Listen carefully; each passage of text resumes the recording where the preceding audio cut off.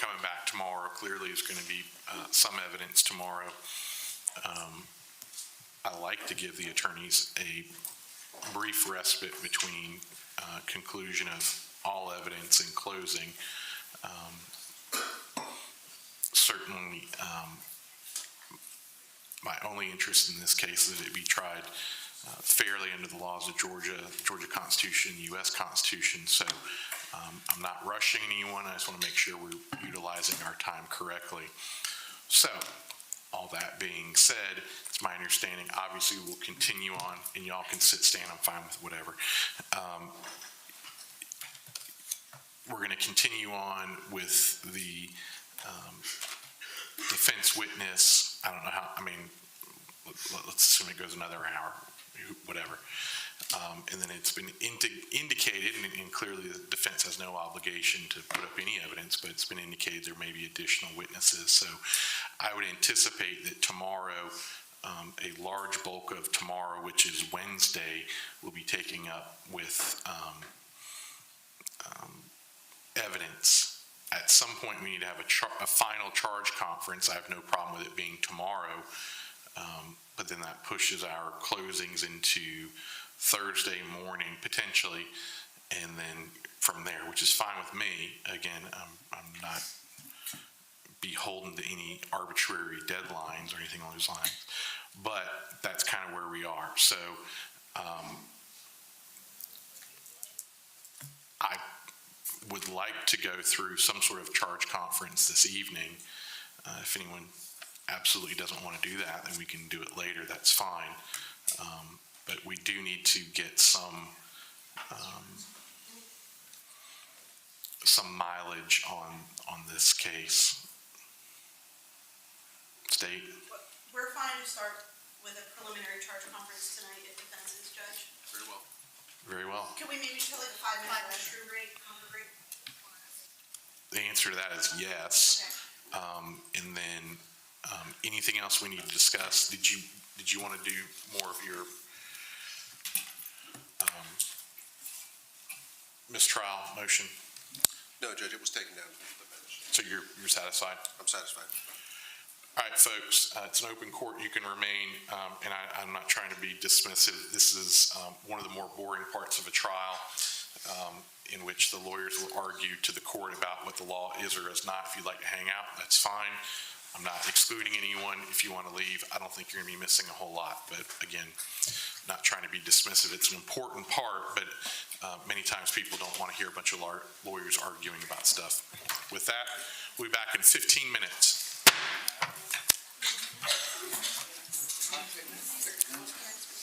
Because I still have to find it. Yeah. Just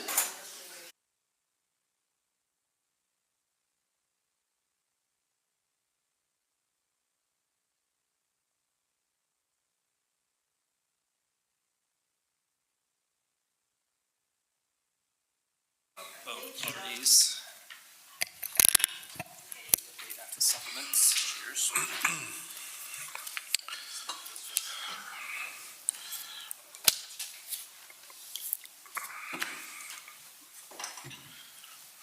I'll note that all those in the gallery took me up on my opinion of charge conferences. smartly so, Judge. All right, so this is a very broad V2. I'm not saying this is it, it's just a discussion point. As I've indicated before, I like to use this as a talking point so we're all on the same page. That being said, if either party wants a formal up or down on their request to charge, that's fine with me too. I'm not going to mention the lawyer's name, but on the civil case, he wanted a ruling on preponderance, so it happens. So if y'all want a ruling, I would be more than happy to give you an up or down on everything, or we could have a kind of generalized discussion and address only the important things. But everyone's definition of important may be different. to somewhat informally, obviously the court reporter's here taking things that are down. Obviously, this may be making no comment one way or the other. This may be subsequently reviewed, and I understand that, and that's fine. My feelings don't get hurt one way or the other. So, anyone passionate about starting with anything? Or just dive in page one and I said, let's dive in, Judge. Might as well. might as well. All right, jury instructions, number one, page one. I don't think anyone has any problem with that. Very general pattern instructions about indictment, No, Your Honor. issue and plea and not guilty, presumption of innocence. Pretty basic stuff. Yeah. I think both sides asked for the pattern anyway, Judge, so. And I think that's what we have. So page two, again, very standard stuff. You found it. Grave suspicion, jury, judges of law and fact, evidence generally. Page three, direct and circumstantial, credibility of witnesses, expert witness, and to be clear, I leave the headings in, but I don't read the headings. So for example, credibility of witnesses, I wouldn't go, credibility of witnesses, the jury must, I just simply go right into the jury must determine. Do you provide a written copy? So I always give the jury literally the copy I have, which I do not write on. I literally hand it to the bailiff and it goes back with the jury. On one occasion, when we had sufficient time, Mr. Preston made 20 copies and everyone had a copy, including all the jurors and alternates. I'm not saying I will or won't do that here, but what I don't, my main reservation has always been giving them the wrong version, which would be a huge, big problem. So we have to have 2 hours lead time to really organize that.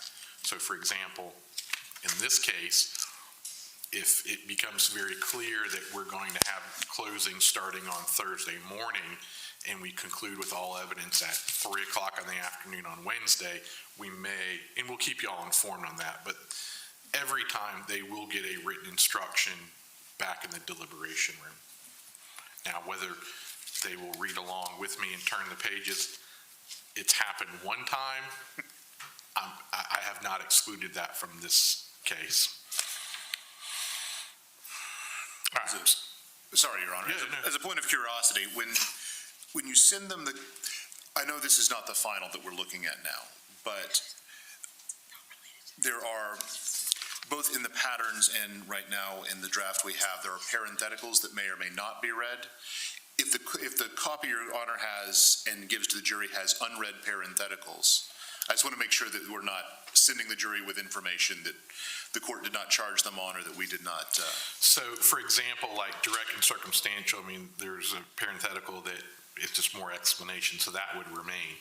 Mm-hmm. You'd be authorized to convict only if the evidence, whether direct, circumstantial, or both excludes. So, I mean, that would remain. Mm-hmm. But to your point, let's just say, for example, and I'm not saying I'm going to give it, but, sodomy, I don't think I need to give them the entire statutory definition of sodomy, so we would kind of, lack of a better term, chop that up so it makes sense. So my preference is that we, I guess edit's a better word, my preference is that we edit it as clean as possible, subject to obviously objection, but please be mindful that at some point we're going to have a final charge conference. At some point you're going to be handed a final charge, and at some point your copy, my copy will be the exact same, and the version literally that I read goes from me to the bailiff to the deliberation room.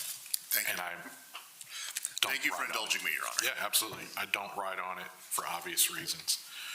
But yes, I mean, my preference would be that we don't have anything improper in there. So page 3, credibility of witnesses, expert witnesses, all pattern, witnesses impeached, prior statements, single witness, defendant's choice not to testify. Obviously she did, so we'll scratch that out. That's off page 4. Then we get into the jury determination of voluntariness of the statements. That's page 4, page 5.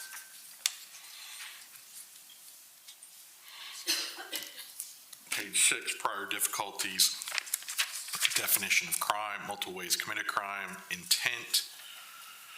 7, presumption of criminal intent, criminal negligence, proximate cause, venue generally. Page 8, verdict generally.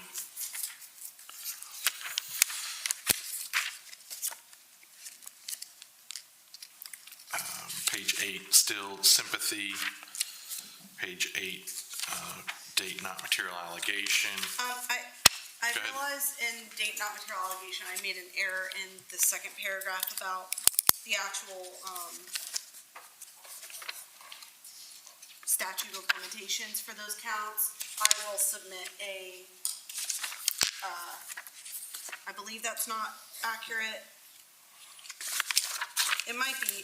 Your Honor, I mean, I understand what Ruben is coming from, and that's, we can check that, but, I mean, I don't think there's a dispute about the date. We may not even need to, may not be Yeah. necessary to charge it. I mean, I know, I typically just ask for it just in case.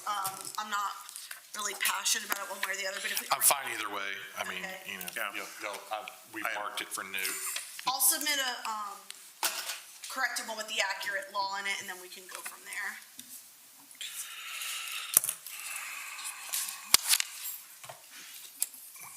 Page 9, getting obviously into the malice murder, premeditation, motive, felony murder, causation in felony murder. I imagine we're gonna start having more conversations. Yeah, actually, Your Honor, I'll note it now. I'm sure we'll have a more robust conversation later. And I'm certain I know how this is going to play out, but for purposes of the record and our eventual objection, I think that Georgia has departed from the Apprendi doctrine on the definition of felony murder for some time. So we know that under Ford, it's not just any felony, it's an inherently dangerous felony, and while that's been traditionally a decision that's been either out in the ether or made by courts by way of demurrer, I think under Apprendi, it's an issue that the jury should have to decide. So I understand what the court is likely to do, but for purposes of the record, I would note that, and then I'm sure we're going to lodge that objection later, should it be viable on appeal. And I apologize. What subsection specifically? So under 2.10.2, beginning at the bottom of page 9, for felony murder, the state must prove the defendant caused the death of another person. Yes, by committing a felony. The state of the law is that under Ford, that it is an inherently dangerous felony. And that's why we, and so I think under Apprendi, any fact, and the inherent dangerousness is of a fact that determines whether a person can be convicted, whether a person can be sentenced, is an element of the offense that must be found by the jury beyond a reasonable doubt. And so Georgia has blithely ignored Apprendi for about 20 years now. So that's my position. And so I would, again, note it for the record. I understand what the court's likely to do, but I wanted to at least make a record on it and lodge the objection at the right time. Thank you. You want to be heard on that? Moving on. We would prefer to go with the pattern. Okay.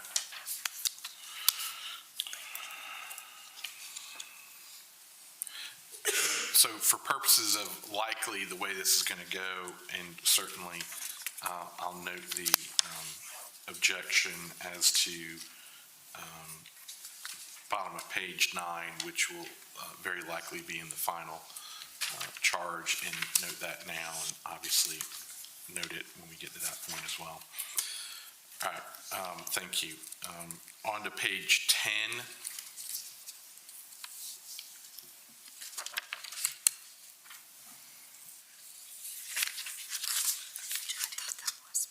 This is page 10. This one? Yeah, we talked about, he was talking about the felony murder one. Not the custody. Do you have any objection to this? I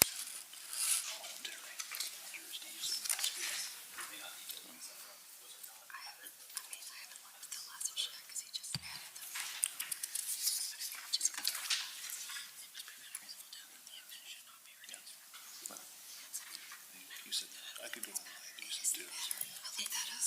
21040, yeah. Is this updated? Is this the new version, are you sure? Yes. Okay. Oh, yeah. That's yes, I checked. I didn't like it. I trust you. I always like it. Yeah. I did check because I didn't like it either.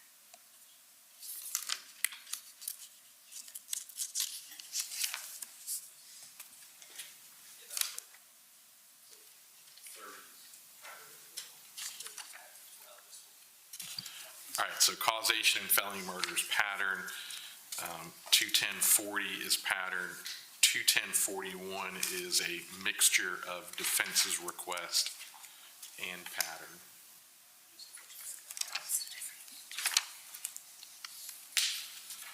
Oh, this is for these first. The first paragraph of 21041.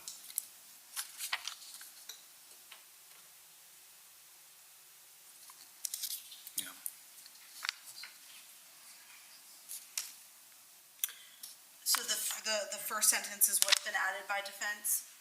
Yes. That's my understanding. I understand where they're getting at with that, it's just it's worded very confusing, like, I don't even really I barely understand it, and I'm a lawyer, I think that this is very confusing for the jurors, the way it's written. Walk me through that. So it says defendant may not be guilty of malice murder in count 1 or felony murder in counts 2 or 3, but still guilty of voluntary manslaughter. Like, it's basically going to like the inconsistent, or the, Yeah, it's trying to head that off at the pass. right, and so so that's what I'm saying, I get where they're going with it, I just think that this is worded very confusing. I don't like the way it's worded, Okay, do you have a suggestion now? like,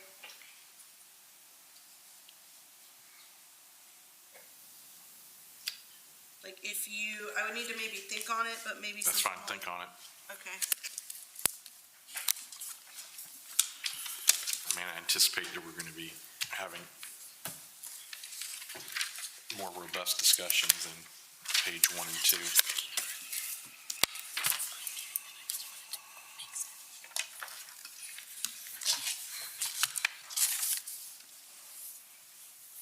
Now, on to page 11, 21042, provocation by words alone. That needs to go in the self-defense section.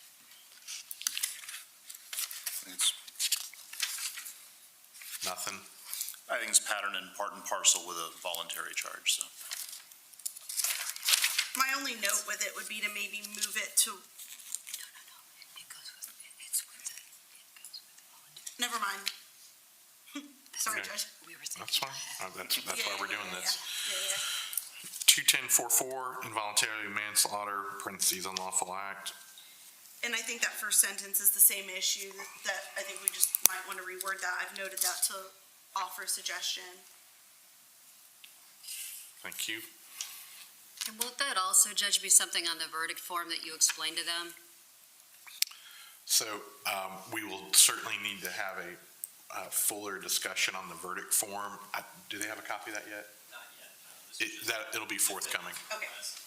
Yep, it'll be forthcoming. But yes, we'll definitely need that. So I've marked 21044.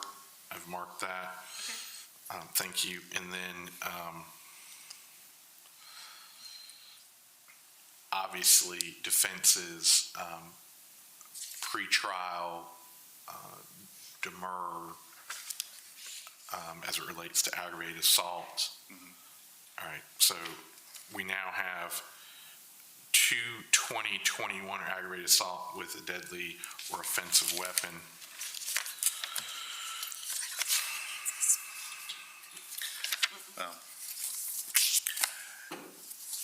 Thank you, Your Honor. Here we are. I renew the objection that basically we made via demurrer originally, because we have both species of underlying assault.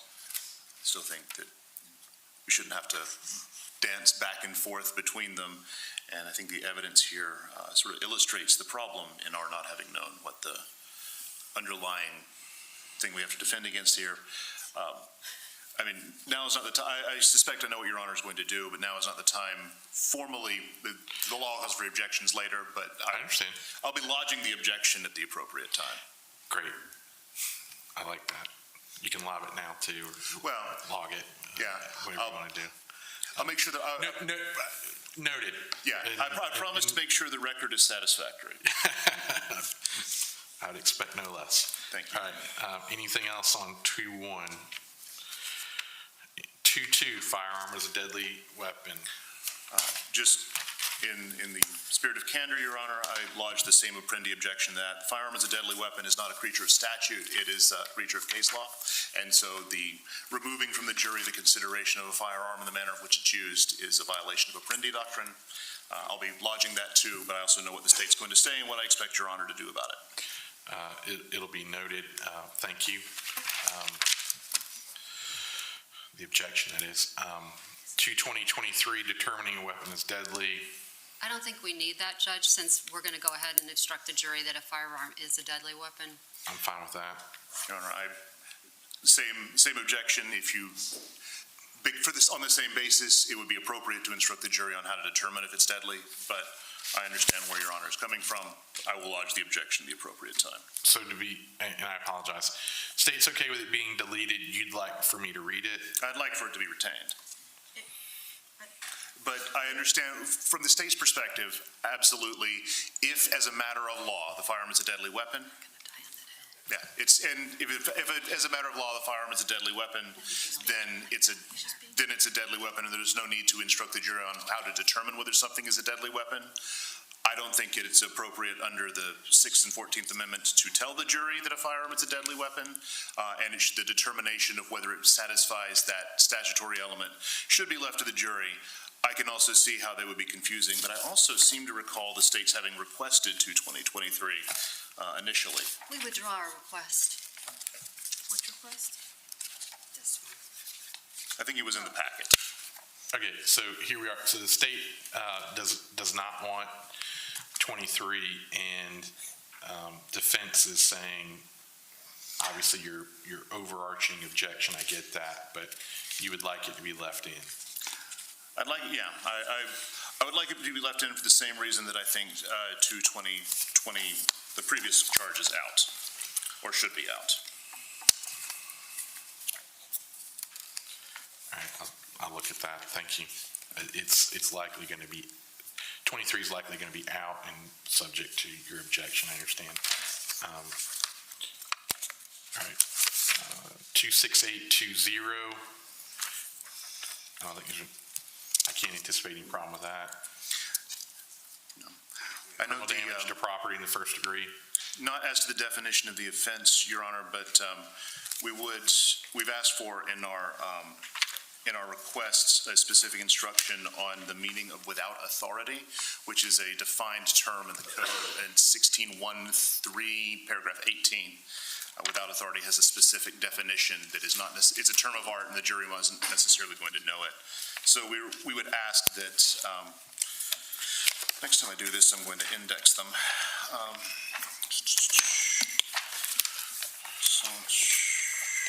I appreciate you bringing that to my attention. I'll double check that. Yeah, without but there's not a pattern on it, which is why in our requests, our request number 47, I included reference to the code. Great, thank you. And that should be 16.1.3. The hyphen somehow didn't make it into the. So I'll look at defense 47. All right, thank you. Appreciate you pointing that out. And Judge, I think that without authority can also open up a whole can of worms. Because, no, I think that's fine. I think that's fine. Okay. fine, What? just the I'll think about it. We can talk about it again. 220, if y'all want to, I mean, I'm fine if we want to address it now.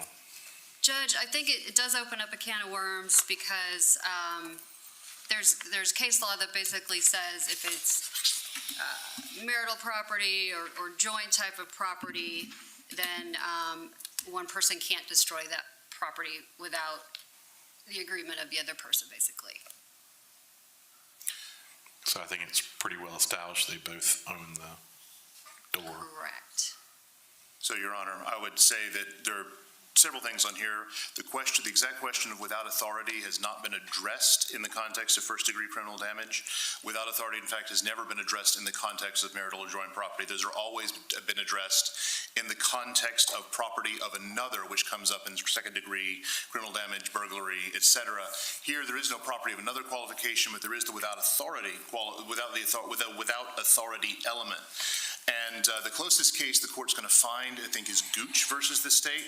But there, the Court of Appeals, it was a blanket that the defendant had set on fire and that the ex-wife had to jump over. He claimed it was marital property and jointly owned, but it was raised as the notion of property of another. It was not raised with in the context of the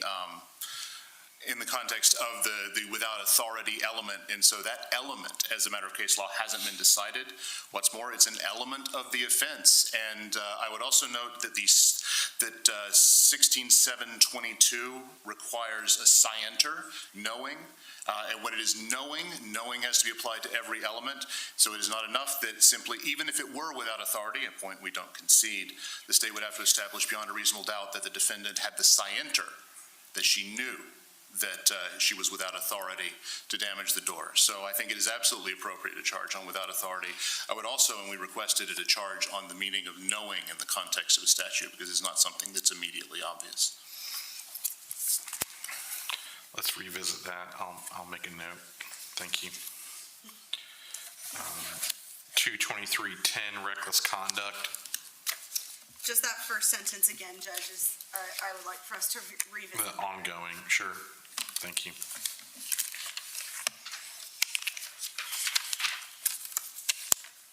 $240.30. No real problem with it, but I think it may be clearer to just forego the last phrase in number 3 and just substitute aggravated assault. It's the only felony alleged in the count. So if they find that she committed an aggravated assault and that she possessed a firearm while doing so, there's no real dispute that an aggravated assault, if proven, is a crime against another or a felony against another. But the court can, that's not an objection, it's a suggestion. This is pattern, Judge. Yeah, it's pattern. I think the pattern could be cleaner since there's only one felony at issue. Saves the court a line of reading. I think it is a very astute suggestion, and I will take it under advisement. Thank you. Turning to page 13.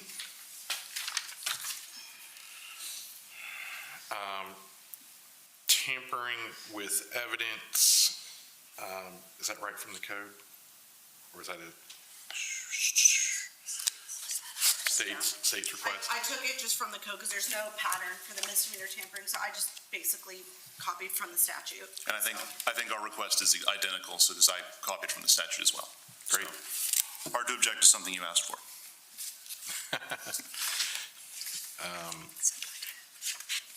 3 even, affirmative defense definition, burden of proof.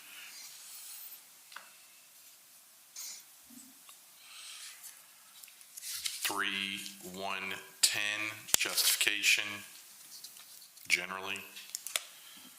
3, 10, 10, justification, use of force in defense of self or others. This is a pattern. Turning to page 14. We have aggravated assault, strangulation.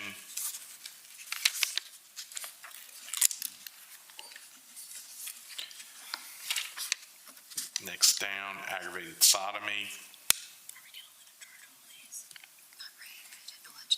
Still on page 14. rape. Judge, I don't think that it's been alleged that he raped her on the evening of the shooting. So therefore, I don't think that's part of the self-defense on the night of the shooting. Your Honor, it's the reasonable belief and not the fact that it's not in response to rape, it's a reasonable belief of the rape and the pattern of their relation. It's been alleged during the course of their relationship over time that he did rape her, and that would be a basis for her to reasonably believe that a rape was forthcoming, because it's happened before. It would inform whether she anticipated it would happen again. Judge, there's been no evidence that Ms. Mericle was in fear of being raped that night. There's been absolutely no evidence of that in this trial. She said that she was sodomized that night and that she was strangled that night and that she was in fear of being killed that night.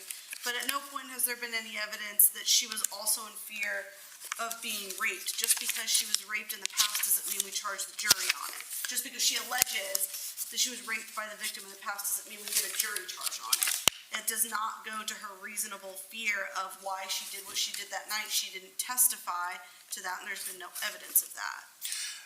Your Honor, the defendant doesn't have to testify explicitly to something for the jury to be able to infer it. The court's going to instruct the jury on direct and circumstantial evidence. And as the update to Section 16.322 explains, the quantum of evidence that is, or the scope of evidence that is relevant now to prove reasonable beliefs is much broader than it once was. And the course of the relationship would inform whether it was her reasonable belief. Now, I'm sure that in argument, the state can get up and say, well, they argued this, but you didn't hear her say it. And it'll be for the jury to decide whether in the course of the relationship, that was yet another thing she could have feared.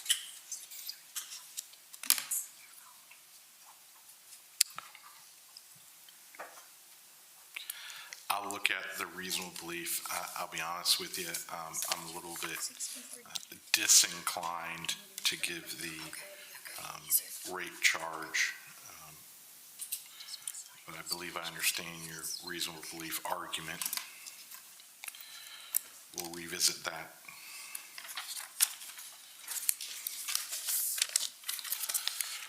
On a related note, 310.12, reasonable beliefs explained.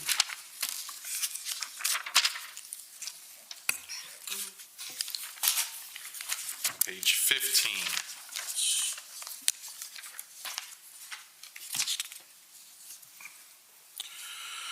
(310.13), no duty to retreat.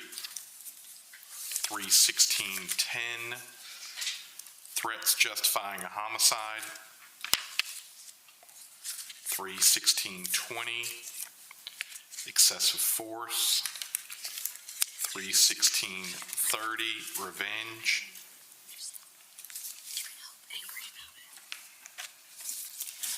Have a generalized alleged violence. Judge, we object to that. It's not a pattern charge. The only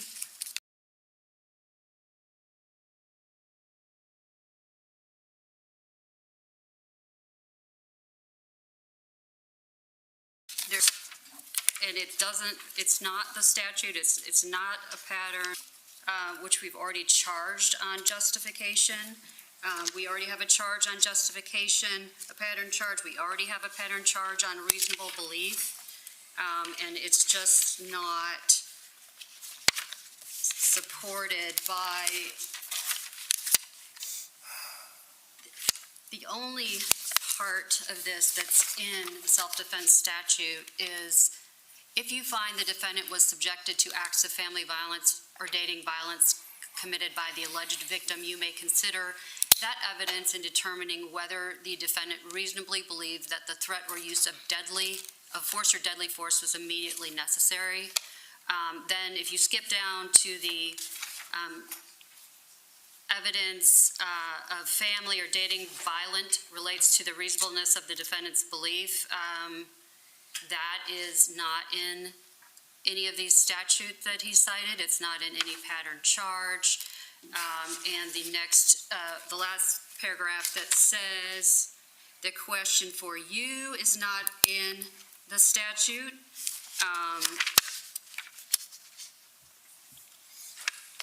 And let's see.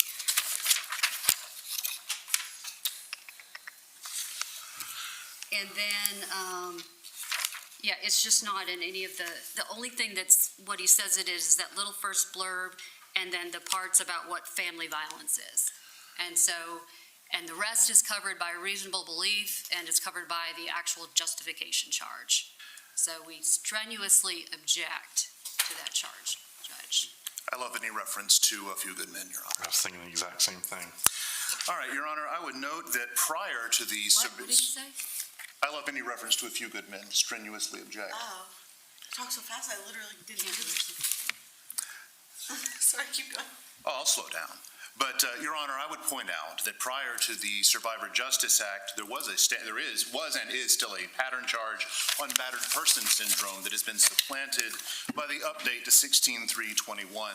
The former charge, 3.10.14, I charge you that if you find from the evidence that the defendant suffers from battered person syndrome, you may consider that evidence in connection with the defendant's claim of self-defense. Such evidence relates to the reasonableness of the defendant's belief that the use of force was immediately necessary, even though no use of force against the defendant may have been, in fact, imminent.